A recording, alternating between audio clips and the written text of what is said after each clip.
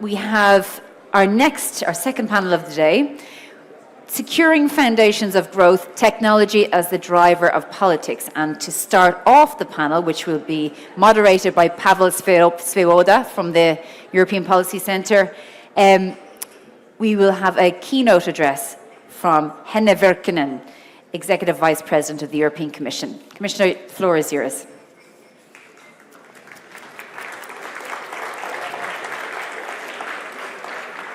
Good morning, everybody, ladies and gentlemen. Let me begin by warmly thanking the organizers, the European Policy Centre, for this invitation to speak here today, and to congratulate also you for launching the Brussels Economic Security Forum.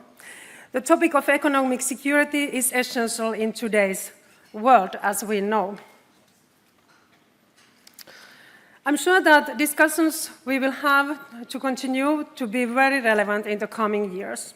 Together with the Commissioner Šefčovič and fellow commissioners, we are working collectively to strengthen the economic security in Europe.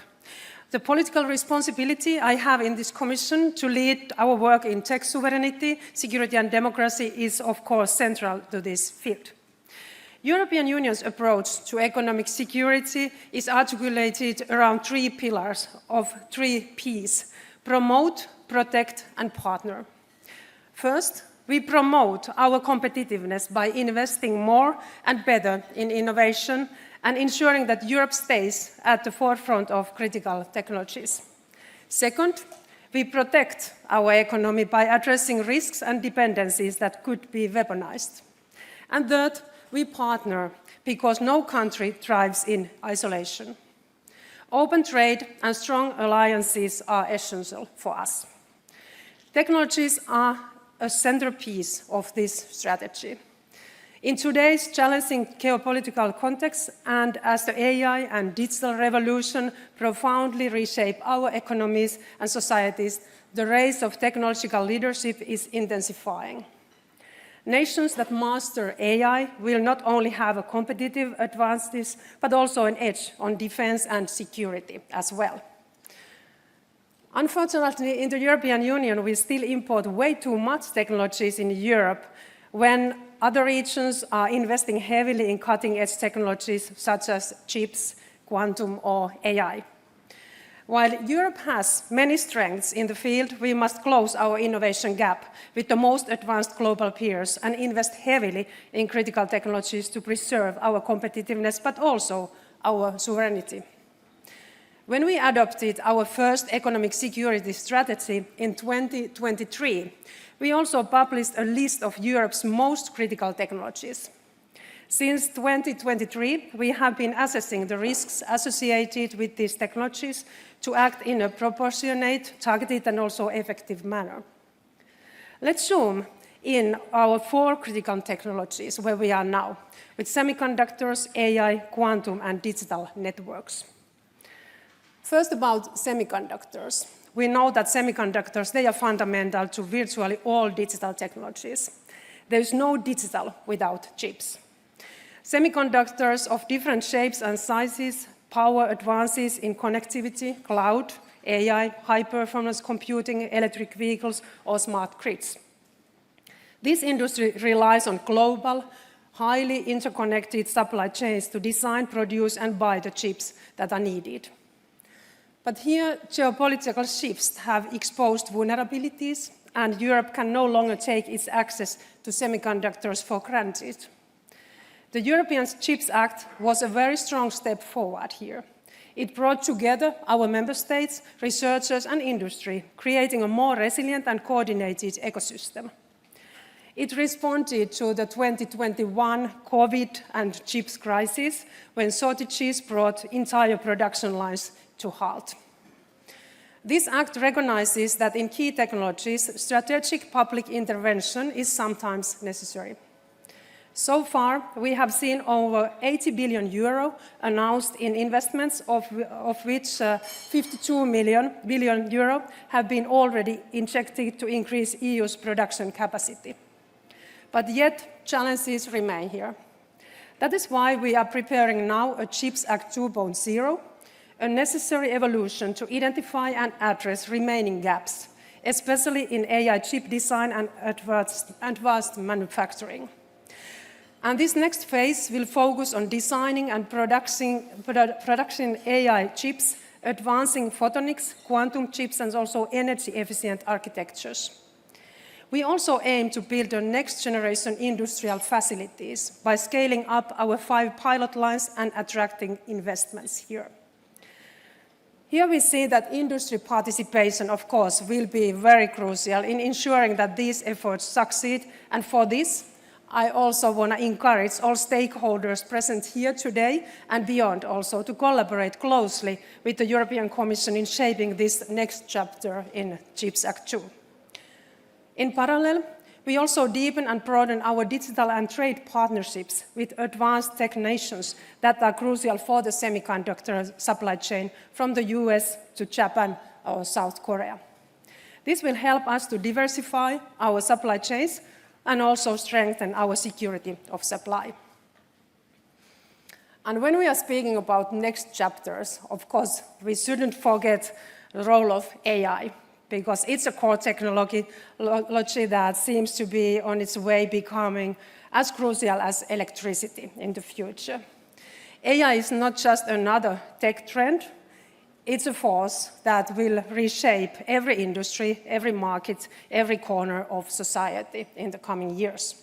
From healthcare and manufacturing to finance and energy, AI boosts productivity, it drives innovation, and it's a key driver on global competitiveness. With this potential come also risks. The danger of becoming too dependent on foreign technologies, new cybersecurity threats as well, or ethical concerns. Europe's response is very firm. We want to be an AI leader, an AI continent. And we have a very clear roadmap for this, the AI Continent Action Plan. A crucial element of it is that we want to strengthen Europe's supercomputing capacity and give access to it to researchers and startups so that they can develop new AI models and applications in Europe. We already have 13 AI factories or supercomputers in Europe, but we want to go beyond, and we want to build up 4 to 5 AI gigafactories that each will provide 4 times more computing capacity than a current AI factory. Another element of this plan is that we want to boost AI adoption by strategic European industries as part of our Apply AI strategy. Today, only 13% of European businesses are using AI. So we need to accelerate its adoption to increase productivity and also create new products and services. We will also address the public sector here, where AI can bring transformative benefits, such as in healthcare. We also want to have more AI startups and scale-ups, especially in Europe, that support our AI revolution. And this is why we have adopted an EU startup and scale-up strategy. We hope it will create better conditions for them to flourish on the continent in AI, but also in other fields. 2 key elements of it are the creation of Scale-up Fund and the adoption of 28 regime for innovative companies in Europe. Our vision is very clear. We want Europe to lead on AI technologies and to have AI built on European values, trustworthy, transparent, and designed to benefit society as a whole. Of course, we will also continue here to work very closely with other advanced AI partners around the world, from the US to Canada or Japan, for instance. And we will do so with Europe's economic security in mind. Speaking about future, one very important critical technology will be quantum. It's going to be a critical next frontier in technologies. We see that it will change fields from cybersecurity to drug development or logistics and material science. Europe must be at the forefront, and coordinated EU quantum strategy will be published in this summer, laying the foundation for a future quantum act. This is a wide-reaching strategy, and with it, we want to ensure that Europe remains at the forefront of quantum revolution that will impact a vast number of sectors. And in parallel, we will also analyze potential threats associated with quantum developments, including risks of dependency or weaponization by hostile actors, and devise mitigating actions. No discussion on economic security is complete without mentioning our digital infrastructure. The security and resilience of our digital networks is of utmost importance. The Commission has very recently presented an EU action plan on cable security as a first step to enhance the security and resilience of our submarine cables, critical arteries of our global digital connectivity. And now we are also reinforcing the security of our 5G networks. It is essential to ensure that critical communication infrastructure is protected from foreign interference or disrupted or compromised via components or devices from high-risk suppliers. And that is why the Commission is accelerating the implementation of the 5G cybersecurity toolbox to ensure swift and effective action across all our member states. So our vision is to create an environment where European businesses and citizens, they can thrive in a secure way in an increasingly connected world. Beyond these individual technologies, let's look at how we will make this operational strategy through our concrete coordinated mitigation measures. First, we are diversifying access to vital materials and components to reduce the risk of supply chain disruptions like those we experienced during the COVID-19 pandemic. Secondly, we are also reducing strategic dependencies through targeted investment. For example, we are also working to build a competitive European cloud offering, allowing us to securely store and process data. Thirdly, we are also reinforcing our cyber resilience through coordinated EU-wide action to protect businesses, infrastructure, and citizens from threats. Moreover, the Digital Markets Act and Digital Services Act are ensuring a level playing field in digital markets, tackling monopolist behavior and increasing accountability in online platforms. And finally, we are also strengthening our toolbox of trade instruments. We must ensure that strategic European assets are not compromised by actions that may pose security or public order risks. So we are now working to make also foreign direct investment screening more consistent and effective across all member states. We are enhancing export controls to prevent the leakage of sensitive technologies and dual-use items to actors who may use them contrary to our security interests. The foreign subsidies regulation is now in place to ensure that companies receive substantial, not EU state support cannot distort the internal market. It's a key tool to protect fair competition and prevent strategic manipulation of our open economy. Ladies and gentlemen, dear audience, this enhanced suite of policies and tools spanning trade, investment, innovation and security ensures that we can reinforce EU's competitiveness and sovereignty in strategic sectors, in particular critical technologies. It also ensures that when we see risks for Europe's economic security, we are equipped to respond decisively and in coordination across the European Union. These efforts are part of a broader push to ensure the success of the EU's technological transformation. The digital decade is our strategic compass for this. So I invite all of you to read also the upcoming 2025 State of the Digital Decade that will be published in 2 weeks' time.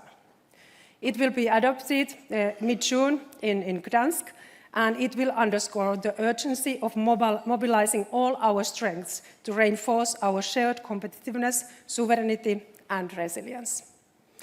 So I thank you very much for being here, and I'm wishing you a very inspiring afternoon.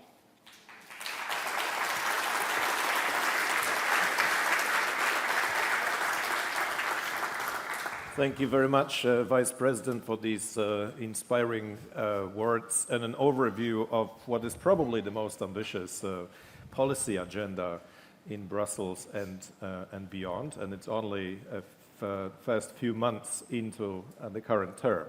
So we'll be keeping our fingers crossed for it as you go along. Now, the Vice President has to leave at 12 sharp. but she has kindly agreed to take a couple of questions.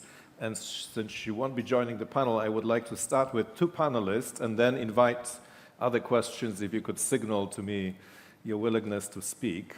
So let me go first to Sebastian Rein, who is head of geopolitics at ASML.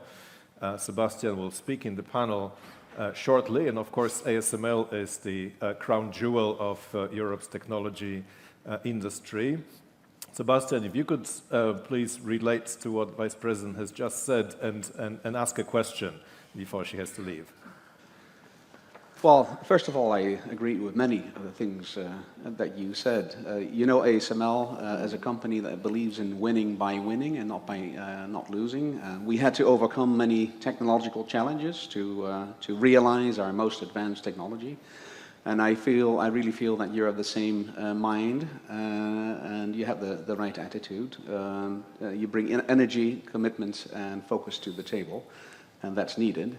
So my open question, you talked about industry partnerships and the importance of industry partnerships, including in the chips domain, which I agree is an important domain, obviously. What would you expect of companies like ASML to make the CHIPS Act 2.0 into a real success? How can we help you? Thank you very much, and of course it's super important question because I think that in all our initiatives now, what we are preparing, I want to involve our stakeholders very, very closely because of course we have to make sure now that when we want to boost investments to chips design and manufacturing, that we are taking really the right actions, and there the expertise of our leading companies, of course, is essential for the Commission. So we have just started now to gather information from our industries and stakeholders, how they see the situation and what kind of actions are needed in the European level to boost innovations and investments in this sector, which is very crucial, and we know that it's also very global, and the value chains, they are very global as well and very well optimized that who is producing and design which part of this industry. But I'm sure that we want to work very closely with ASML as with the other important companies who are experts in the semiconductor industry. Great, thank you very much. And I'm watching if there are any questions from the audience. Julie Wedeger is the Senior Vice President of Statkraft. And of course, it's not all about AI and chips. It's also about the technology that is involved in the energy transition, even if AI is pervasive there too. So Julie, if you could please also relate to what Vice President has said and ask about the issues which are close to your heart. Sure. Sorry, too close to the mic. So I think energy is absolutely vital, and we need to think again on energy security, also linked to digital and grid. My question is, we are hugely concerned with both oversupply and overdependence of some on some suppliers, mainly Chinese, as is well known, and also we are now again concerned with hard security and cybersecurity in the renewable sector. And whilst I think Draghi starts to line up some kind of sensible classification, which sectors are strategic, which should we have know-how and employment, I think there's still important work to be done on which components are really critical, which are smart components and hence kind of dangerous, which are safe, which can we do in Europe ourselves. And this, I think it's much too big for any company to face alone, so I really think we need European leadership. So I would really like to ask you how you think about this. It's very, very important question, and as you know, security and competitiveness, they are two main priorities for this Commission. And one of our first initiatives, what we were adopting, was the competitiveness compass, and there's clearly 3 pillars where we are working: closing the innovation gap, making sure that we can continue our clean transition in a competitive way, and then also that we can take good care of the economic security. And these are like the 3 main pillars. And after that, we also adopted several security strategies. And in our internal security strategy, we also outlined that we want to have now broader look to our critical infrastructures and for our ICT infrastructure as a whole also, and look also to cybersecurity and the other risks what we are having there. And this work is now ongoing. So I was mentioning 5G toolbox here, but we will have now broader look on critical infrastructure and also other critical components in our ICT value chain. And we have currently public consultation also open on Cyber Act. So we are also asking and inviting all of you also to participate to that and to give your opinion, because we will review our Cyber Act during the autumn, and this will be a crucial part of that. Great, thank you very much. We will keep our promise, but we still have 3 minutes, so I would like to invite a question. Where are you? Yes, here, please. Yes, please, if you could introduce yourself as well, please. Good morning, Bart Hoogwem. I'm with the Australian Strategic Policy Institute, a knowledge partner of the forum. Thanks so much for your speech. In your remarks, you mentioned the EU wants to stay at the forefront of critical technologies. Now, some of the data that we have collected in our critical technology tracker shows, I think, across 64 technologies that Europe does not have kind of any lead position in any of the critical technologies when you look at foundational R&D. So a few exceptions at the company level aside, where does the Commission see it has that competitive strategic advantage at this moment that needs the protection, in your words? So just to add, the methodology is based on number of citations of top research papers, right? So that's the methodology behind the tracker. That is exactly why it was underlined so clearly in the drug report and also in our competitiveness compass that we really have to close the innovation gap. Because when we look the level of science and research in the European Union, it's very, very high. And also when we look the amount of startups which are developing different technologies, the amount is very high. But then when we look how good capacity we are also having when we are making innovations and when we are coming to the markets with the new products, there we are not good at all, as we see. So many new innovations in the way the basis is created in Europe, but often the business is not done in the European Union. And that's why we have to really create single market to European Union. And also we have to make sure that also for our startups and new innovations, they have also access to capital, access to finance, that they can also scale up the business in the European Union and also access to markets in the European Union. So we have a lot of work to do. Especially when we are looking at the critical technologies, we have now identified that really we want to focus to AI, to semiconductors and to quantum technologies and make sure that Europe is having a certain capacity here ourselves, but also we want to work very closely with our trusted partners here. But when we look at these sectors, for example, we see that quantum technology is something that we are not lagging behind. Europe is very strong when it comes to quantum. And that's why we are now finalizing our quantum strategy to make sure that we can also pool our expertise here, that we are not too fragmented, and we can also keep good base in this coming years with the quantum. Great, thank you very much, Vice President. Thank you for coming today and sharing with us what I think will be remembered as a vision of putting technology sovereignty at the heart of Europe's economic security, which is the subject of our conference. We greatly appreciate your speech and your remarks. Thank you very much.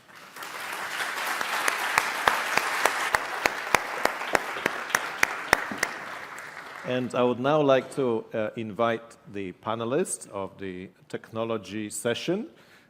Julie Wedege, I have already introduced, Senior Vice President of StatCraft.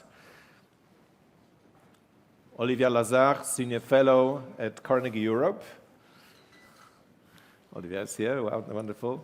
Henry Farrell, Professor at Johns Hopkins and author of, please, I'll be slowly introducing everyone, but you can take your seats, I will do the same. So Henry is the author of The Underground Empire, which I think he has handily with him, How America Weaponized the World Economy. Sebastian Rain, head of Geopolitics at ASML. And last but not least, Ansgar Baums, senior analyst, senior advisor at Synolytics, and author of another powerful book, namely Tech Cold War. So we have in the panel a number of seasoned executives and also analysts and experts who are looking at these issues of economic security in tech on a daily basis. So what I would like to do in the panel, and I really intend to go straight to the point, is first of all to look at what's happening in the different technology areas. And we will definitely need to start with chips and AI, but we want to go to energy and clean tech very quickly as well. So that's one. Then I would really like us to examine what the different actors are up to, namely what are the aims and objectives around the world, including what the Vice President mentioned with regards to the European model, which is based on values. And lastly, I want to end by examining what does open economic security mean in the field of technology. And open economic security is that concept we're discussing throughout the day, and I stress open because it's based on the belief in collaboration and engagement internationally, which is also contingent on preventing different vulnerabilities and risks from arising. So, Henry, if I could start with you and ask you about, well, what's going on in the US and where do you see the technology industry going in the US, and how is the administration of Donald Trump applying a different approach to what Joe Biden has pursued vis-à-vis tech, the export restrictions and all that? Okay, what's going on in the United States? Where do we start? Okay, so I think the best way to think about this perhaps is with respect to AI, or at least this is the part that I know the best. And here I think we've seen a very, very substantial shift from the Biden administration to the Trump administration, albeit there isn't all that much clarity yet as to what the Trump plan is, or whether indeed there is a plan at all. So if you look at the Biden administration, there was, for better or for worse, absolutely a plan. If you talked to people who were making decisions in the Biden administration around AI, there was a very clear analysis of the situation, which was along the following lines. First of all, that AGI, artificial general intelligence, this notion that we would have AI which was as powerful or more powerful across most domain areas as human beings, that this was going to happen really soon. So people in the Biden administration were talking to the labs, to OpenAI, to Anthropic, to other people, and were convinced that AGI was going to happen very shortly. Secondly, there was a conviction that from a geostrategic perspective, AGI was going to be everything. It was going to be a magical technology that would really allow you to develop across a multitude of different fronts, some of them military, some of them with respect to how society is organized, medical, and so on. And more or less, once you get AGI, the idea was AGI could feed on itself. You would have more than human intelligences, which would then be devoted to improving AI still further, which would then be able to improve itself still further, and so on, in a kind of a feedback loop. So this was obviously something that was incredibly strategic, if that's true, and the Biden administration analysis was that they wanted to be the people who were in control of AI rather than China, and in part this depended upon some questions which had to do with values, which is of course something in common with the EU. There was a worry that if a non-democratic country managed to get their hands on this and to shape it, that we would effectively have a world of AGI with Chinese characteristics, which was something that they didn't want to happen.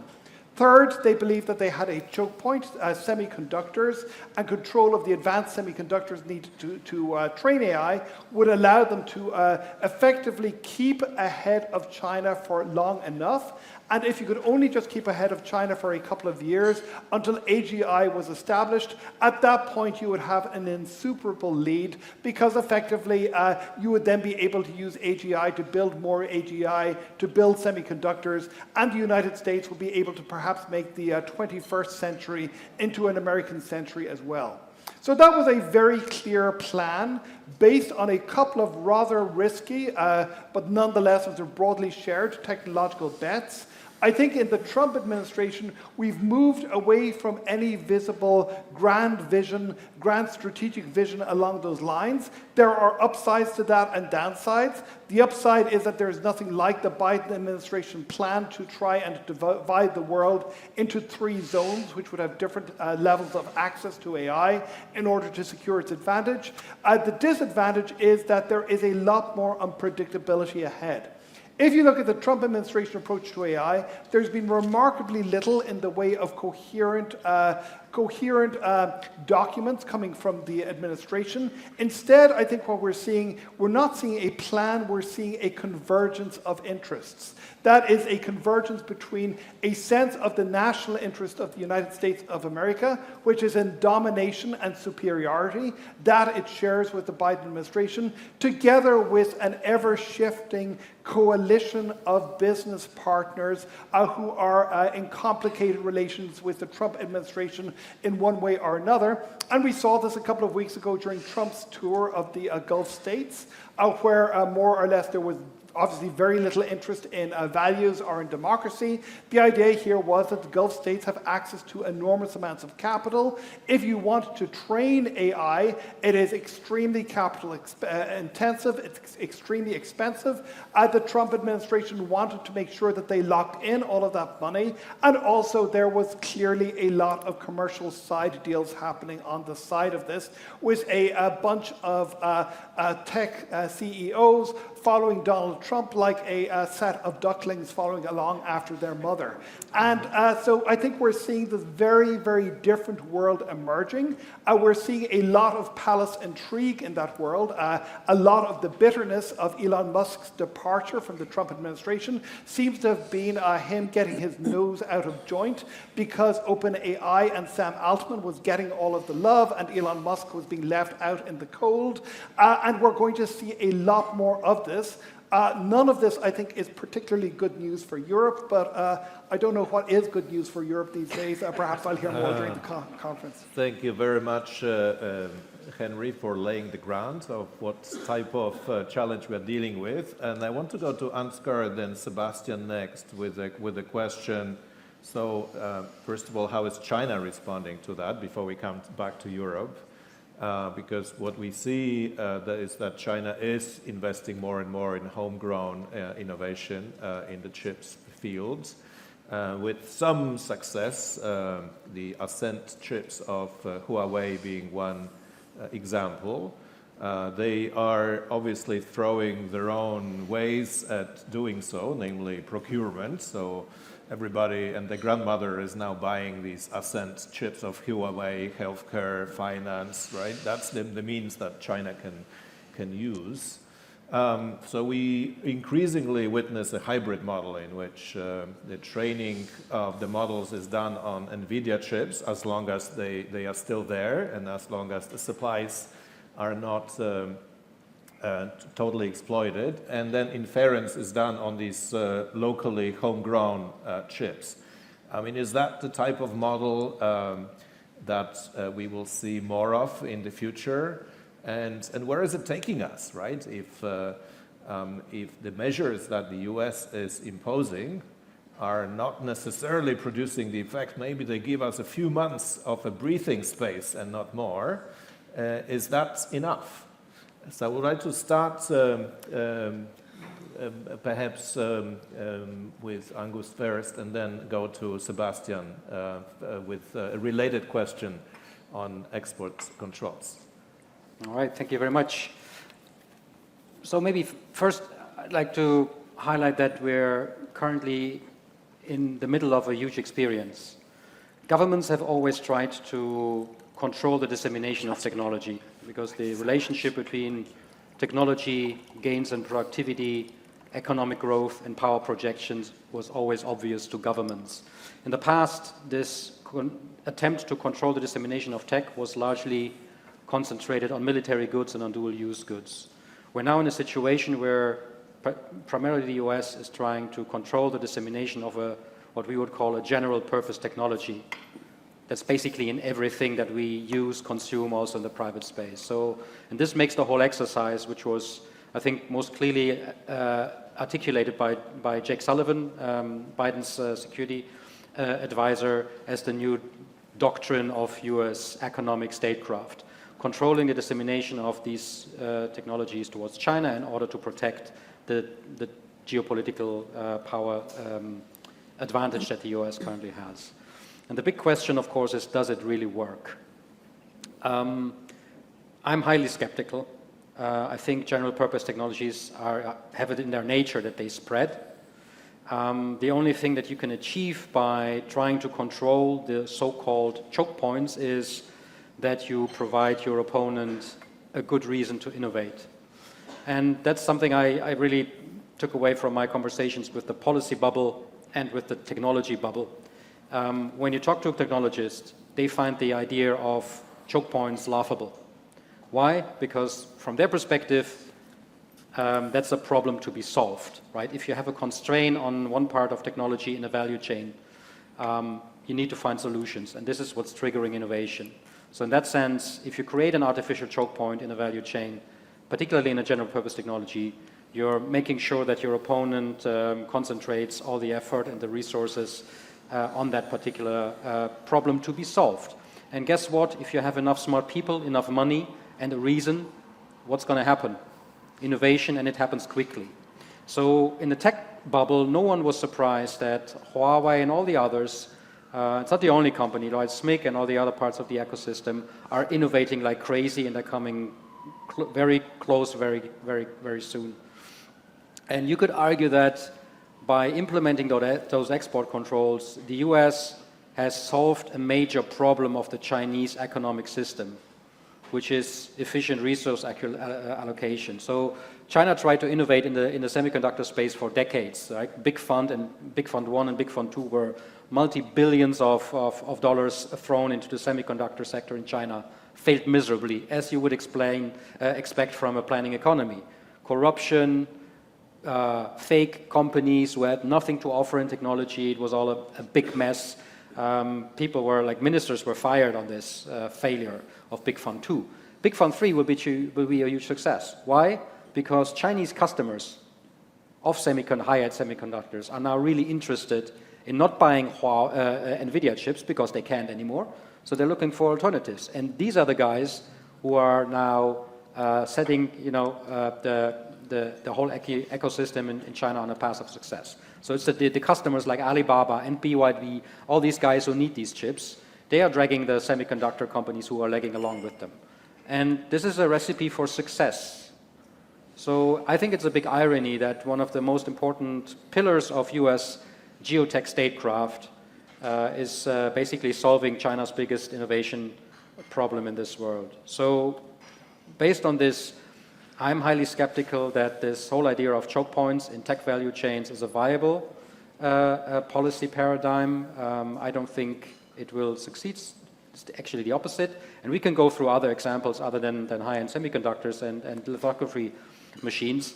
If I were ASML, I would be scared of these choke points, not only because of the total addressable market that might be at risk, but more of the long-term consequence that you basically set up China to look for alternatives to ASML machines, to really focus on innovation, which is basically jeopardizing one of the biggest assets that we have in tech.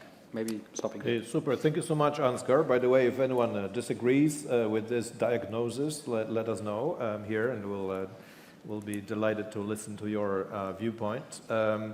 Sebastian, indeed, first of all, I would like to ask, I mean, you are at the heart of this current geopolitical struggle, and in that context, I'm curious, how would you define the ASML's geopolitical identity? I mean, you are the head of geopolitics at the company. And also, do you think, relating to what we have heard already, that these export restrictions will work? I mean, in your concrete case, do we see China making significant advances in the lithography business, or is that bound to take more time? Yeah, thank you for this opportunity to talk about those things. Yes, first I think I need to talk a bit about ASML and the whole semiconductor value chain, and indeed, what does it mean geopolitically for us? The theme of today's panel is technology as the driver of geopolitics, right? So let's talk about that. So maybe some of the things are not known to everyone. So ASML is not, it doesn't make any chips. It only makes machines that make chips. These are the most advanced machines, the so-called lithography machines needed for mainstream and advanced chip manufacturing. But we're not the only one making machines to make chips. I mean, if you go to a fab, you will see hundreds of machines making chips. And they stand shoulder to shoulder. So you will see Japanese machines, you will see American machines, you will see ASML machines as well. So there are hundreds of machines cooperating in making those chips. And in building those chips. And I say build because advanced chips consist, there's a small, it looks very small, but consists of more than 100 layers. So maybe, Pavel, how many layers, how much time do you think it will take to build one of those chips in your iPhone? You mean how long does it completely take? new? How long? Yeah. I have no idea. No idea. So most people would say maybe seconds, maybe a week, but it takes 4 to 6 months to build an advanced chip. Wow. So it's a very complex process with many players involved in it, and ASML itself is entirely dependent on a very complex ecosystem of suppliers. We cannot build our machines alone. So why am I explaining this? I'm trying to stress the point that this is very much a game of collaboration, a collaborative, collaborative interdependence. We depend on collaboration between specialists in the value chain and between the best minds. Sometimes we get the question, is TSMC your competitor? No, TSMC is one of our most important customers. Or is Applied Material a competitor? No, Applied Material is a peer, one of those suppliers to the fabs of those machines. And this defines our geopolitical identity. First of all, we're a player in a global semiconductor value chain. That is our business reality. And we think any type of thinking on economic security should reflect that business reality and technological reality. Secondly, our manufacturing base is mostly in Europe and the United States. Some of it is also in Taiwan, but say the majority is in Europe and the United States. So when I heard Commissioner Šefčovič saying that we shouldn't build any walls in the Atlantic, we fully agree with that because that would make us less competitive. But our customer base is mostly in Asia and has migrated to Asia and away from Europe and the United States. But we're also, in the end, a Dutch company. So that's a third layer of our geopolitical identity. We're a Dutch company embedded in a European ecosystem. All systems are integrated in Veldhoven. And hence we look to the Dutch government and to Europe as well to defend us in an era of increasing geopolitical pressures, but always in the spirit of partnership. Now, you asked about export control. ASML is a company that respects national security considerations. So if there are demonstrable national security concerns on the part of the Dutch government or perhaps the American government, we're respectful of those, but we'd like to see any restrictions to be based on those specific, very targeted national security concerns. Yeah, that's what I would have to say about it right now. Okay, brilliant. Thank you so much. I would encourage speakers, by the way, to also relate to each other if you wish and comment and disagree violently or enthusiastically agree and endorse each other's point. But I would like to now ask Olivia to focus more on these choke points, risks and vulnerabilities, and that will be also a transition to the energy field, because I mean, I understand entirely what Ansgar quoted earlier with respect to technologists thinking that choke points can be solved. Well, that's a macro level, right? While companies have to deal with lots of risks and vulnerabilities on daily basis. So how is our approach to that changed, and how far or how close are we to to resilience, you think? Zooming in particular on critical raw minerals that everybody needs around the table, right? Whether it's semiconductor industry or the energy industry. Olivia. Thanks, Paul. It's a pleasure to be here. Sebastian, you referred back to the title of the panel, and you focused on technology as the driver of geopolitics. I'm going to focus on securing the foundations of growth. And in order to do this, I'm just going to contextualize the current conversation in a wider lens. We're currently competing for the fourth industrial revolution. And this fourth industrial revolution is made originally of two legs, decarbonization and digitalization, which has led now to multiple types of technological innovation. The technological innovations are themselves the tip of the iceberg, and the tip of the iceberg is itself extremely big. But in order to compete essentially for technological innovation, there are many sub-competitions essentially over supply chains. Energy, critical raw materials, data, and therefore people, and water. And I'm going to add directly another element which is particularly important. The fourth industrial revolution is not happening within a vacuum. We are not only in a climate-disrupted world already, we're living in a moment of planetary history which is characterized by a number of different forms of overshoots and collapses. That means that essentially, if we combine these two elements, we have a picture where we have big power competition playing out for the shapes, the inputs, and the outcomes of economics and geoeconomics, also competing essentially for foundational resources: water, soil, and productive habitats. That means that we essentially have a number of different characteristics in terms of how powers themselves are playing on different strengths and different types of positioning within a large geostrategic chessboard. When it comes to the competition essentially for the fourth industrial revolution, we all know around the room, and Commissioner Virkkunen already mentioned it, that critical raw materials have a specific role in this particular competition. They have a specific role because they're absolutely essential for decarbonization, for digitalization, for technological innovation, but also for defense. So they're the roots, essentially, of how we build a new infrastructure and a new architecture of economic competitivity, of defense, and of hard security.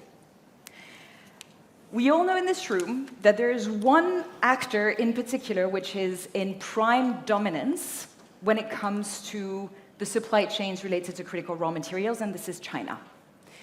China is continuously strengthening its ability to essentially dominate supply chains ranging from rare earths to, well, extraction and processing of rare earths, but also processing of a number of other types of critical raw materials ranging from copper to lithium to graphite, manganese, etc., etc. This concentration, this domination, is actually accelerating. For the moment, we're not actually seeing the yields and results of diversification, which Europe is trying to put into place, along with other actors.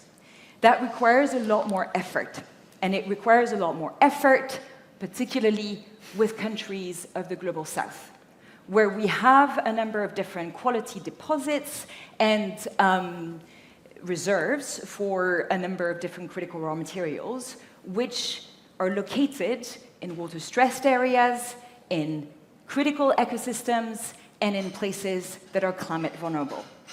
It means what? It means essentially that parts of the European security, which come from those supply chains, which come from having access to diversified supplies in order to sustain all of the competitive economies within the European Union, need to be de-risked with partners, particularly of the global south.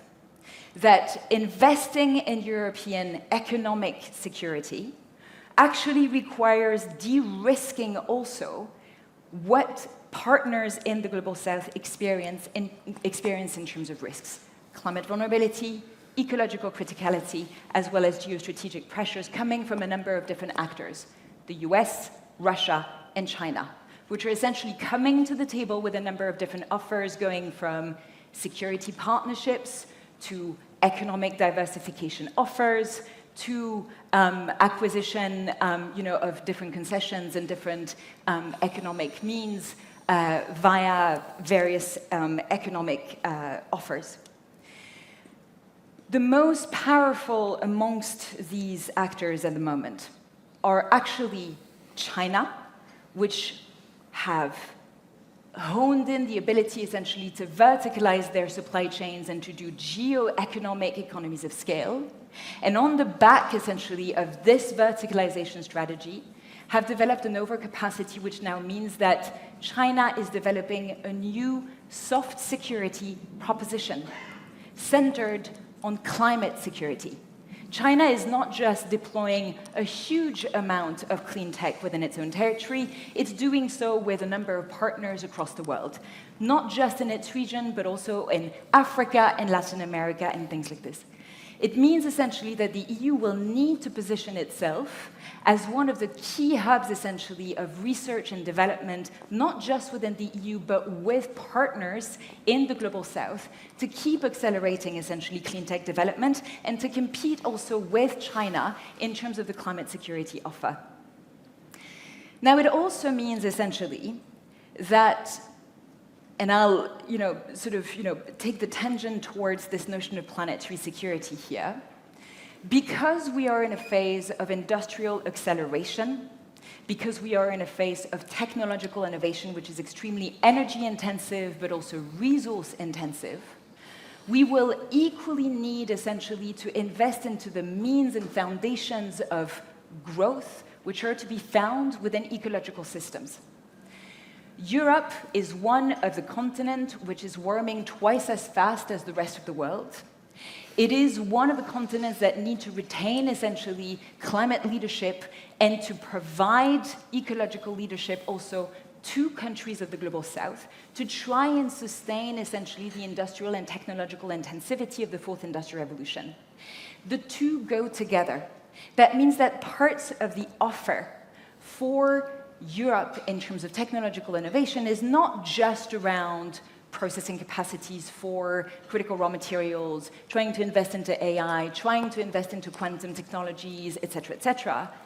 It's also investing into the ability to actually adapt, to be on the side of ecological resilience as a way, essentially, to invest into the means of the fourth industrial revolution. That means investing into regeneration. That means investing in protecting a number of different sectors related to climate mitigation as well. And that means adapting in the capacities of global south countries to adapt as well in the face of this fourth industrial revolution that comes with a lot of geostrategic pressures as well as ecological pressures. So that creates some tensions for the EU. Not just because essentially we're facing a number of security threats of different kinds, let it be potential kinetic warfare from Russia, potential political economic risks and technological risks coming from China, potential technological risks also coming from the US. We also have to reinvent essentially our security partnerships with a different configuration. Security partners of the future will actually be found in other middle powers located in the global south, and potentially also, obviously, with countries like Norway, Canada, Japan, et cetera, which also represent a strong competitive fodder for this technological revolution. But the EU will need to revisit essentially a number of its different offers towards global south countries. It is starting with strategic partnerships. But that will mean also having to face tensions, such as how to reinvest or how to revisit investment treaties, how to invest into the capacities of the global south countries to innovate just as much as we invest in our capacity to innovate, and to do it in a relational way, because investing in the ability of middle powers to invest and innovate together means also investing in the capacity to de-risk from a geopolitical and geostrategic perspective.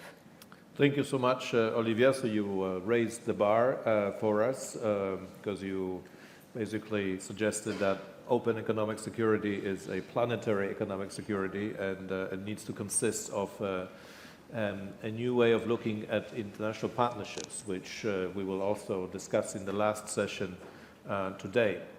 But speaking of planetary boundaries, I think it's a perfect segue to Julia, whom I wanted to ask several questions. They have to deal partly with the overcapacity issue that we heard a lot about in the morning. And the numbers for steel were quoted, so 36% up in the first quarter of 2025, imports from China. Now, cleantech is presumably, I don't have the numbers, maybe you do, but a similar trend is only to be expected, right? Because China is obviously not doing enough about its overcapacities, to put it mildly. So that's one issue that I'll be curious about your perspective towards. But secondly, it's also these more existential threats, if I can put it that way. I mean, let's look at Sweden. Last year, 13 wind farms were not approved by the government because of security risks. So how much does the cyber security, hybrid security pose of an immediate challenge to the energy transition? Yeah, that was quite a lot of questions. I know, two questions in one. Okay, Yes, if you so don't mind. I'll try to answer them as brief as I can. I think one step back. So Statkraft, we're a large renewable producer, biggest Norwegian hydropower, which is we provide quarter of Europe's storage through in our magazine. Then we have renewable activity, solar, wind in 11 European markets, and then we are kind of the third biggest provider of power to European industry. So we are hugely preoccupied with all of kind of this whole complex. I think right now we are a place where the energy transition is kind of perceived to be more half empty than half full, given that offshore is kind of technology is slowing a bit down, hydrogen is slowing a bit down. It's been kind of a more slower pace than expected. On the other hand, and we are at a time where we absolutely have to prioritize, the finance have to go to defense and material for the defense industry. So you can sort of appreciate that the governments make their considerations on where to spend their money. However, I think that kind of half full is a bit misleading, because half empty is a bit misleading because it's also very much half full. We do see mature renewables, solar and wind, rolling out with unprecedented pace in Europe, and that's a good news for Europe, which you kind of were searching for. That is bringing down the cost, as ThyssenKrupp asked for. From 2022 to 2023, wind went, had a bigger increase than gas. The next year, solar had a bigger increase than coal. And now today, IEA launched their investment report, and we see if kind of 50% of renewables, of Europe's power is provided by renewables. And that means kind of it means that the transition is driven by technology at this point. Yeah. Whatever the market and technology will give us, that's how far we will get at this point. Unfortunately, that's only 2.6, 2.7% degrees, 2.6 to 2.7 degrees, which is like hugely disappointing. But this is driven, the positive is, this is driven by commercials and technologies. The second point, bringing more kind of to, is that we are in an electrified world, as the IEA said today. We are getting closer to an electrified world. What does it mean? It's completely new vulnerabilities. And we have to take them very seriously. Somebody mentioned Spain. I think it's far too easy to conclude at this moment, and we have to wait and see, but it kind of brings to mind at least a worry, and we have to take that seriously. But it does also say that, so what is our most kind of biggest concern then on the renewable side? Well, we have to think about cyber attack. What can be controlled remotely? I think that's kind of a topic which is not sufficiently matured in the industry, nor at the European level. I think we have to think about hard security, as does any energy company today with regard to Russia. And then we also have kind of, how do we look at the supply chain and the global trading patterns in the world today? I think, and here I think we have to be kind of realist. I think it's absolutely unthinkable and completely unrealistic that we will build up a European solar industry with the level of capacity China has today. Wind power, well, here Europe has some competitive edge. It's also some kind of areas of expertise. We need to find out which components do we really need to be European. So that's kind of one line of thinking we have to go through. And then I kind of appreciate everything which has been said about the global south and the need for having trade agreements also in a broader sense, and building them up with more than trade. On the other hand, I think looking more to Europe, what does Europe need to kind of manage this Europeanization? We have to trade with China. We have to, on the renewables. On the other hand, we also need to diversify and build up a more European industry. That is probably going to require more planning, not only with regards to renewables, but also minerals. We need more industry. So we need all at once, in a way. And that requires a lot more markets, energy markets, power markets, more cooperation. It also requires some, ending now very soon, it requires some thinking on the cost, because Europeanization is going to increase the cost of renewables. Fortunately, it will still be competitive to all fossil technologies. Yeah. Super, Julia. Thank you very much. Thank you very much. Sebastian, would you like to? Yeah, I would like to respond to something that Olivia put forward, and to which you referred as well, the need for diversification and the global south. And I think diversification is always a good approach to reducing resilience. And indeed, the global south is important to look at. For instance, a country like India has strong semicon ambitions too. But I would clearly put the ball in the European court as well. Diversification in the semicon industry also means that in Europe, efforts need to be stepped up. We shouldn't always look, outside of Europe and to the global south and maybe other partners. There's a lot of work that can be done and needs to be done in Europe to strengthen the manufacturing of chips in Europe, both advanced and mainstream. And I would even argue it's a strategic imperative. It has become a strategic imperative, given the central role that semiconductors play in our industrial base and even in the defense industrial base. I think there's a clear need, and Mrs. Virkkunen said all the right things about that, but there's a clear, in terms of diversification, I think in the semicon industry, we need to have a clear look at Europe itself as well. Perfect, thank you so much. Ansgar has a comment, and I'm also looking around for any comments or questions from the floor, which I would invite momentarily. Ansgar. Yeah, maybe general observation on the whole debate that we're having in Europe, in the US, and elsewhere. The concern that I have is that with all the talk about technology and geopolitics and how you can use technology to shape geopolitics, it all assumes a pretty high level of skills, understanding, knowledge with regard to technology and where technology is going. And I have the impression that we're on the border of hubris here. Because if you just look at the semiconductor value chain, I think there are very few people in the world who really understand it. If you look at where AI is going, it's becoming even more absurd. I don't think even the big AI companies investing billions in LLMs and gigafactories really know what they're doing right now.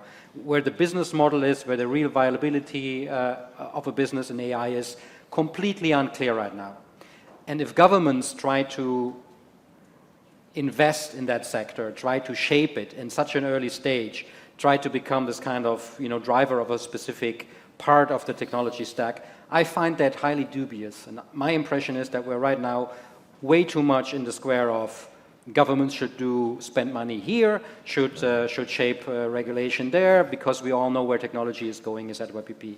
So I'm rather skeptical with this overarching tendency to have more governments involved in all that kind of tech prospection, etc. pp. And that clearly is also true for the whole technological sovereignty debate that we're having here in Europe. I see proposals coming out like Eurostack and stuff, which is like fantasy. Obviously, no one of them has ever speak with a technologist or with someone who puts money behind these proposals. So we're right now very much in the sphere of like completely unrealistic proposals, and we need to cut back on that. We need strategies that work with a government that doesn't know all about technology. That's the reality, and this is how we need to organize a strategic approach to it. Otherwise, we end up in waste money, hubris, and lots of bad outcomes. And I think we lost a little bit of humility there over the last years. That's number one. Number two, with regard to the Global South, I agree. The problem that we have, of course, is that our conception of the Global South in the West is now completely outdated.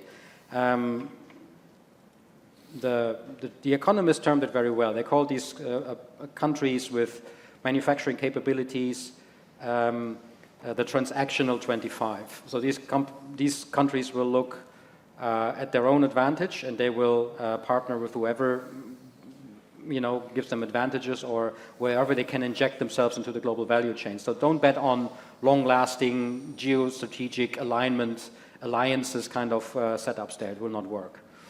And that leads me to a last observation. Just want to highlight two. So we have all the terms in the headlines here: growth, technology, and geopolitics.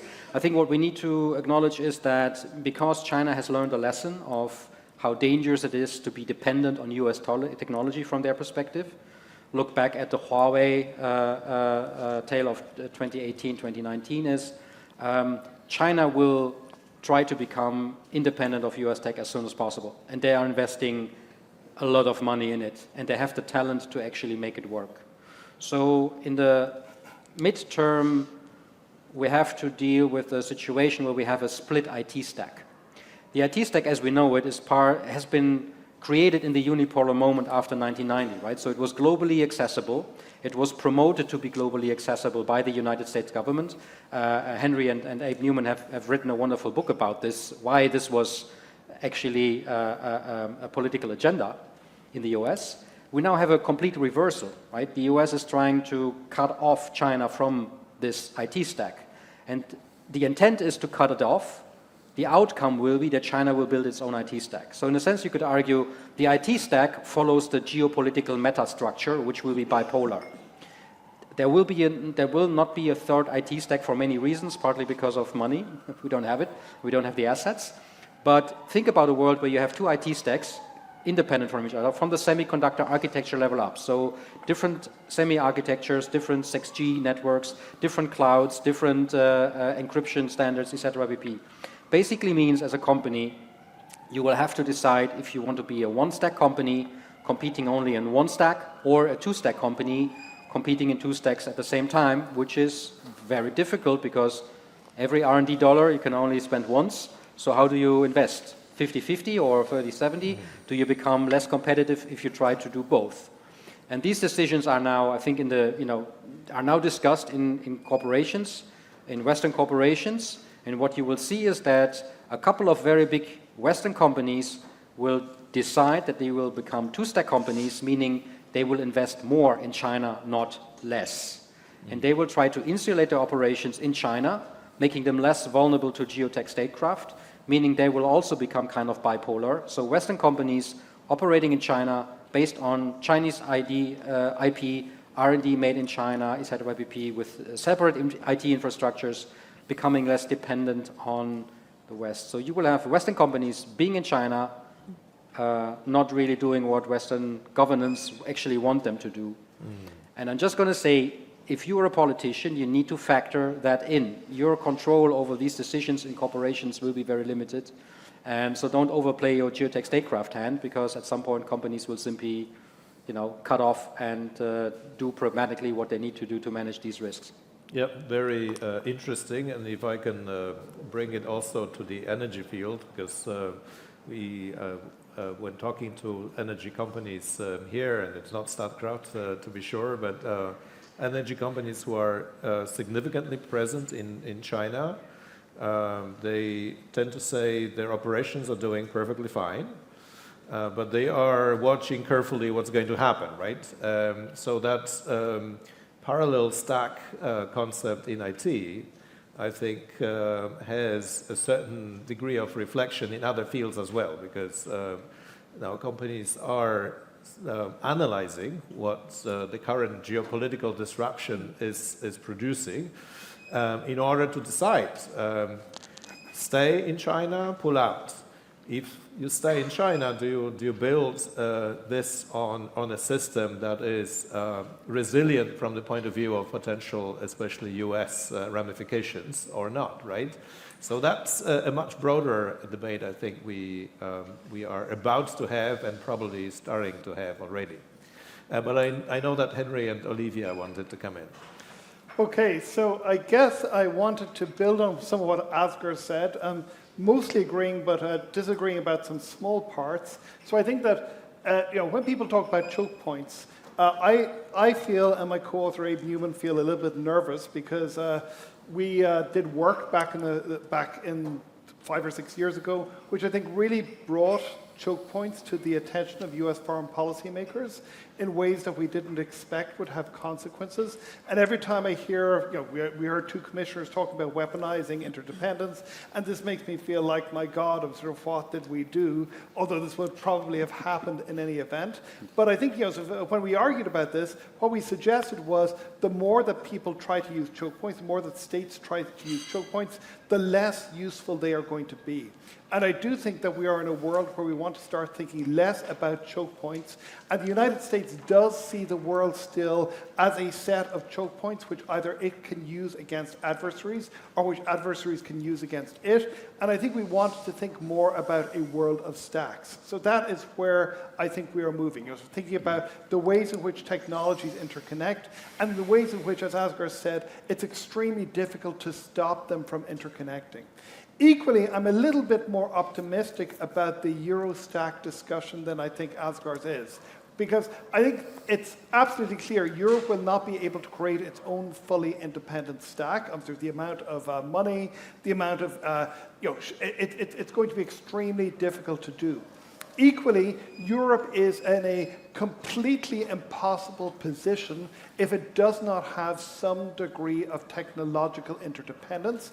It is being kicked around by China. It is being kicked around by the United States. If it does not build up some degree of capacity to act independently, some actual strategic autonomy, it's going to be in real trouble. So I think that what it needs to look for is places where it can build up what Cory Doctorow calls adversarial interoperability. That is to try and figure out, particularly in places like platforms, ways in which you can build up parts of the economy, parts of the tech economy, which are less vulnerable to being exploited. And I suspect that we're not going to see 2 completely separate China and US stacks. Instead, we're going to see connections in between them, and that is a place where Europe can try to build things up more. Final thing I want to say is in the previous panel, one of the panelists talked about how we needed to have government which was capable of dealing with complexity. And I think that this is, again, Asgard is absolutely right. We have all of these grand visions that politicians are trying to accomplish. We have these grand visions that AI people are trying to accomplish. Anybody who wants to read Vision should read the piece that Demis Hassabis did with Wired yesterday, where he more or less says within 5 or 10 years, we're going to be in a world in which we'll be able to begin to think about moving out into the galaxy as a result of AI. I think there are some extremely grand visions. There is not very much sense of, we are in a messy, turbulent, and complex world, building up government structures that are capable of dealing with complexities where we need to go instead of grand plans. We need to be able to figure out ways in which government can experiment flexibly with things in a complex environment, figure out what works, figure out what doesn't, in order to be able to, I guess, get to many of the intersecting problems that Olivia talked about, where we really are seeing all of these different problems, build upon each other. In order to try and figure this out, we're going to have very, very different models of government in the future than we have right now. Thank you so much, Henry. So Olivia is next, but I would like to bring in a couple of questions from the floor. So Fran Burwell was definitely first who caught my eye, but if you could still introduce yourself, Fran. Fran Burwell from the Atlantic Council. I am not a technologist, so I'm hoping this panel can help me understand something. And that is that we tend to speak, and the commissioner did that, the EVP did that this morning, about chips, electrolyzers, turbines, etc. And we don't necessarily distinguish the whole range. So when you're talking about one particular type of chip, are there some chips that are important to have secure and other chips that it doesn't really matter? The same thing with solar panels and almost any other technology that I can think of. I remember that at one point in the United States, we were focused on the new chips, the very sophisticated chips, but then it discovered that we had a real shortage of the basic chips that went in your car. So it became a problem of the supply chain to automobiles. And of course, politically, it's a real challenge if people can't buy automobiles in the United States.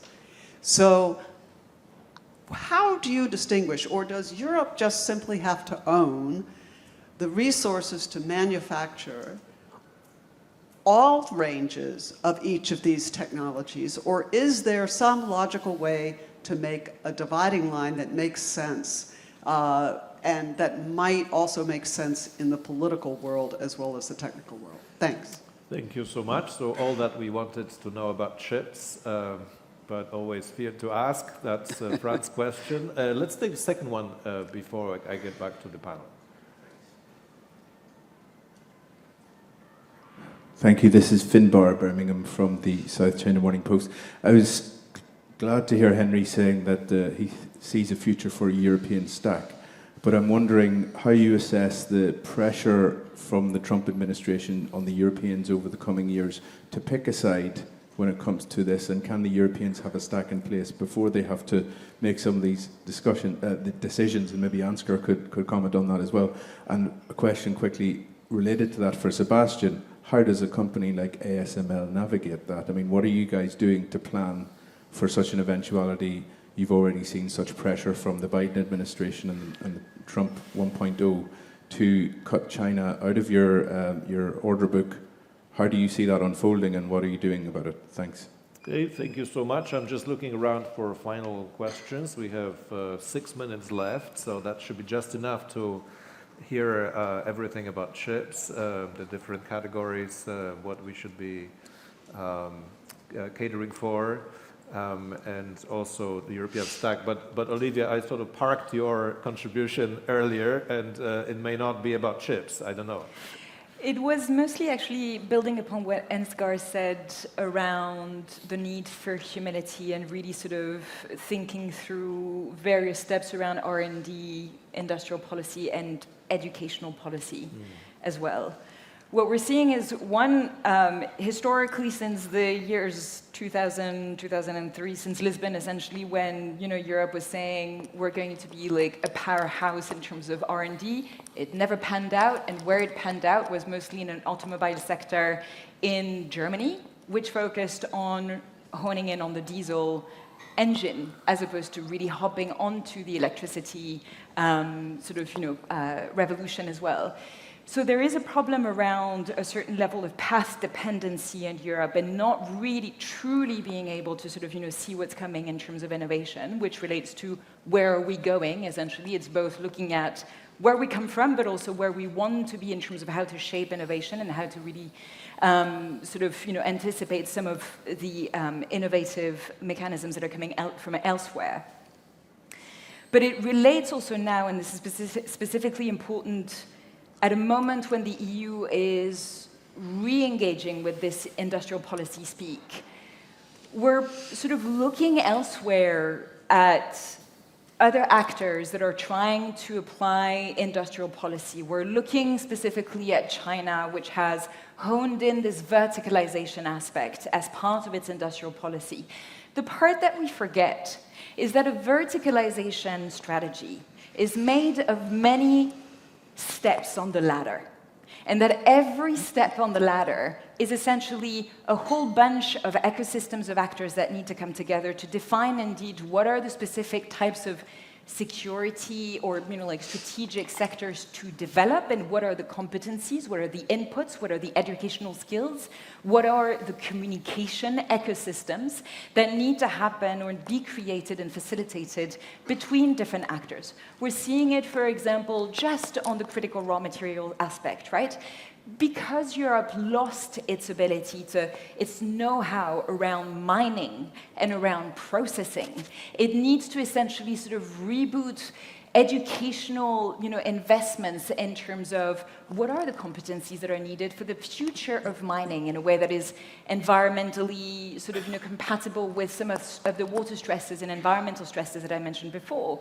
And in terms of how to use AI and a number of other types of technologies to try and essentially boost mineral extraction as much as possible, but at the same time, it requires actually sort of investing into processing capabilities and therefore investing into nuclear research as well, which connect actually with some of the processing capabilities on other types of supply chains.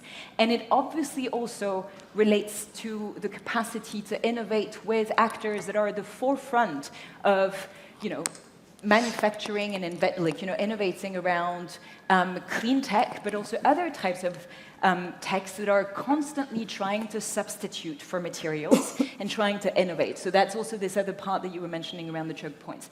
This aspect at the moment around industrial policy and how to facilitate communication between a number of different actors and really trying to identify what to invest in and how to connect various types of actors across the value chain is still missing. We're still sort of only looking at industrial policy in terms of how to make money available, which is a great first step, but money does not necessarily translate into strategic coordination, which is where the rubber hits the road in the EU in particular. Because industrial strategy is complex, but it is particularly complex when we're facing 27 different economies with different types of economic advantages, which is also why there is another conversation happening, and I'll finish on this at the moment in the EU, which is really interesting, which is around how to deploy new knowledge around complexity economics. How to really tap into a verticalization strategy within the EU by really tapping into the 27 competencies and comparative advantages at various points of value chains and supply chains. That is indeed important to try and sort of build up the resilience from an economic perspective. And it still needs to be done with actors indeed of the Global South, which interestingly have much better comparative advantages on key knowledge and supply chains around minerals and around certain types of technologies that we depend upon. So it needs to be this is the fine tension, in my opinion, that the EU really needs to work on between trying to reboot essentially economic resilience through supply and demand within the EU, whilst being able to actually do it with other middle powers that are the arbiters essentially of this energy and digital transition, and by investing into their capacity as well, that will create economic tensions, and it's those economic tensions that need to be mediated or mitigated in order to advance with this concept of open economic security. Thank you very much, Olivia. That's a great concluding remark, by the way, because I think when we think economic security, it is a very broad, almost all-encompassing doctrine, because it has to be. The Commission spoke about 3 Ps, partner, protect, and promote, partner, and protect. We at the EPC have always added the prepare P, to anticipate, to build on foresight, to know better what's coming. But in any case, it is about managing complexity. And whether it works or not will be decided in how well it manages complexity. And I would be curious, Julia, if you could have the final word in the panel. on those issues. What are the lessons learned from the energy transition?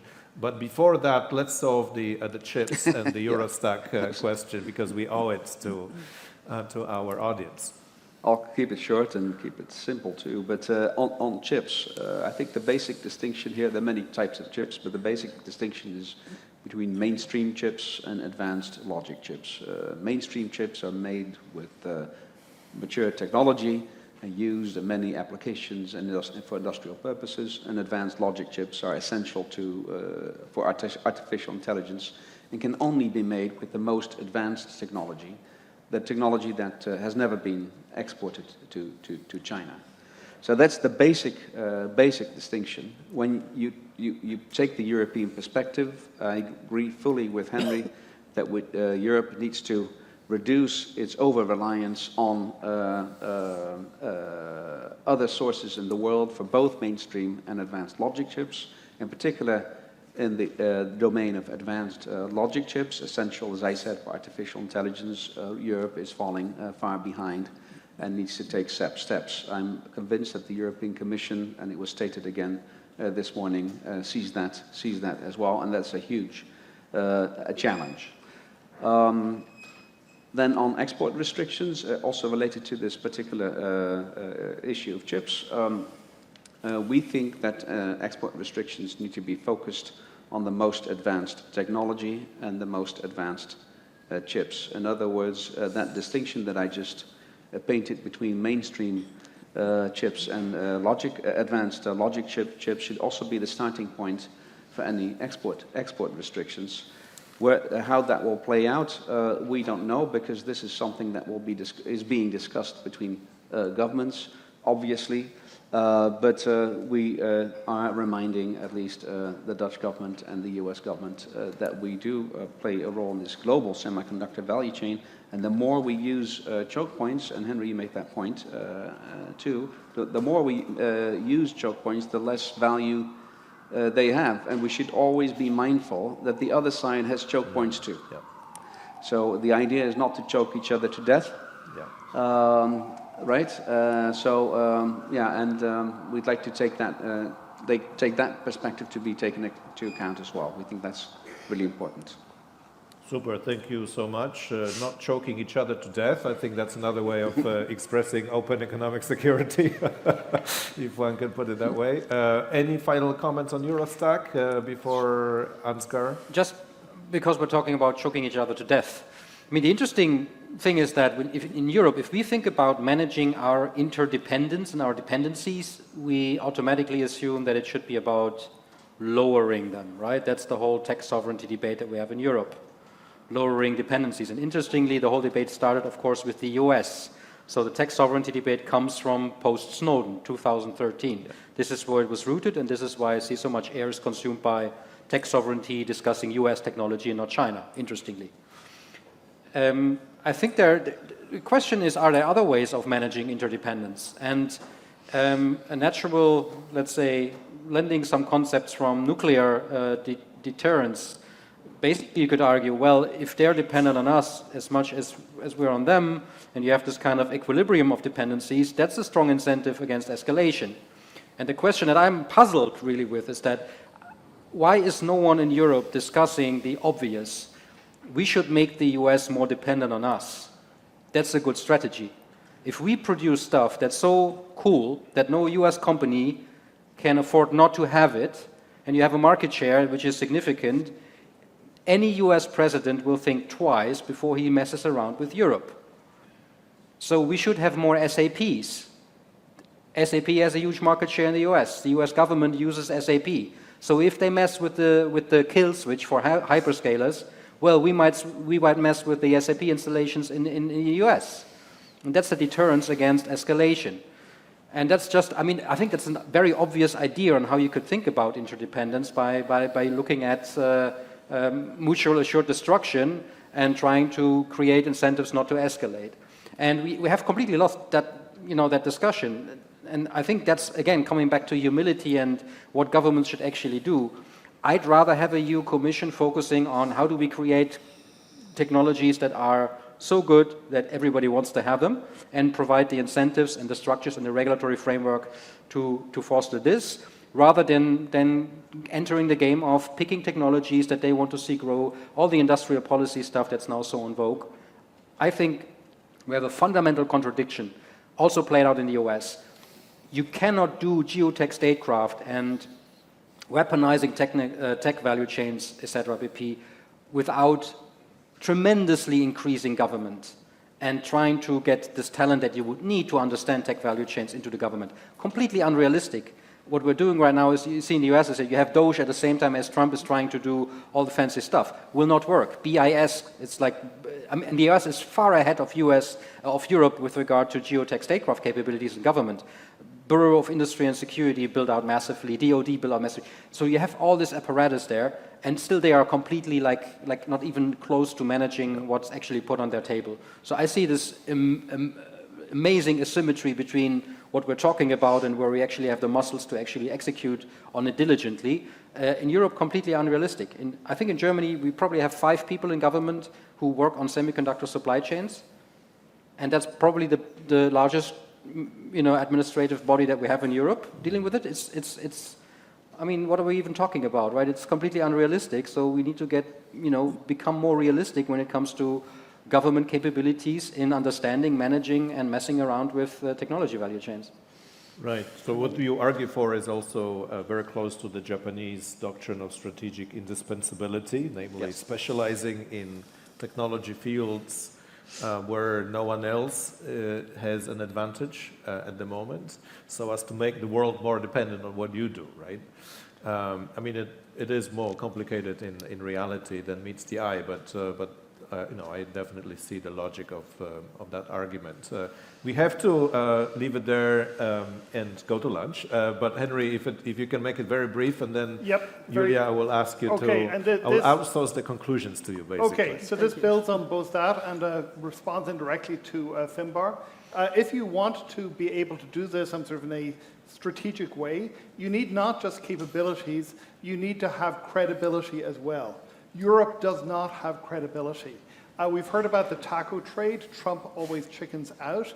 It's the EACO trade. Europe always chickens out. It creates anti-coercion mechanisms, which it never uses, which it says we really, really don't want to use, and creates all of these systems which effectively mean that it is never going to be used. If Europe wants to be able to play this game, it actually needs to be able to deliver on its threats. The Brussels effect is dead. The Brussels effect is not coming back. Europe needs to think in a very different way about how to project power.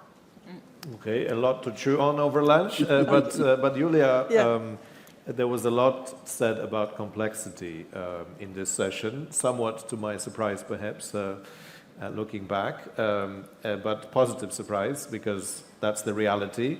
And I was thinking if you can offer some lessons from the green transition, which is equally complex, right? Yeah.